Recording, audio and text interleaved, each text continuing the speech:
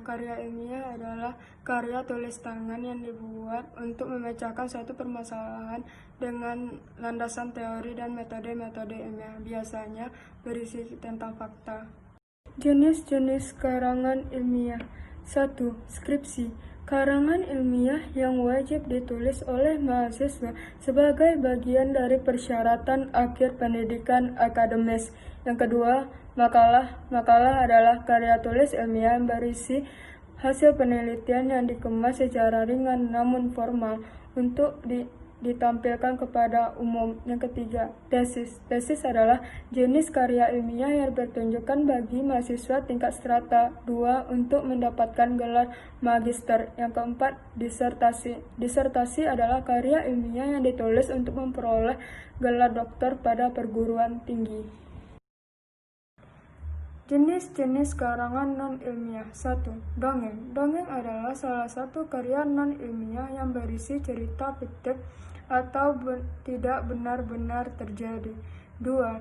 Cerpen. Cerpen adalah salah satu di antara jenis-jenis prosa baru yang menceritakan suatu tokoh atau peristiwa secara khusus dan diceritakan dalam jumlah kata kurang dari 10.000. Jenis-jenis karangan semi ilmiah. 1. Artikel. Artikel adalah karangan faktual dibuat secara lengkap dengan ketentuan jumlah kata dan dibuat untuk dipublikasikan. Yang kedua, editorial. Editorial adalah salah satu rubrik khusus yang terdapat dalam suatu media cetak yang di dalamnya berisi tanggapan. Yang ketiga, vetor. Vetor adalah yang ditulis dengan gaya bahasa yang khas bersifat subjektif. Yang keempat, resensi. Resensi adalah suatu penilaian terhadap karya. Yang kelima, opini. Opini adalah bentuk naskah berisi pendapat dan ditulis oleh seseorang untuk mengemukakan pendapat kepada umum. Baiklah, saya akan membahas tentang persamaan dan perbedaan karya ilmiah. A. Sistematika. Karya ilmiah. 1. Bagian pembuka, sampul, halaman judul, halaman pengesah, kata pengantar, daftar isi, abstrak. 2. Pendahuluan, latar belakang masalah, rumusan masalah, pembahasan masalah, tujuan penelitian. 3. Pembahasan, pembahasan teori, kerangka pemikir, pengajuan hipotesis. 4. Metodologi penelitian. 5. Hasil penelitian. 6. Penutup.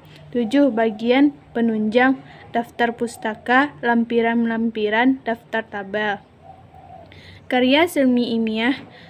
Pendahuluan, isi, penutup. Karya non-ilmiah, cerpen, dongeng, dan novel. Terdiri dari abstrak, orientasi, komplikasi, evolusi, koda. B. Diksi atau pilihan kata. Karya ilmiah. Bahasa yang digunakan dalam karya ilmiah adalah bahasa baku yang tercermin dari pilihan kata atau istilah dan kalimat-kalimat efektif dengan struktur baku. Karya semi ilmiah. Gaya bahasa atau pilihan kata dalam semi ilmiah bersifat formal dan populer.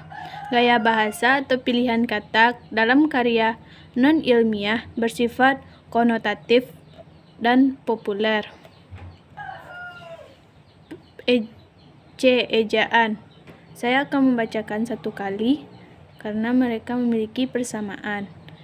Penggunaan ejaan, tanda titik, koma, tanda titik 2, penulisan huruf kapital, huruf miring, kata turunan, kata depan, kata ulang, dan kata ganti. Kata hubung. Kata hubung yang, dengan, untuk, dan, seperti, jika, karena.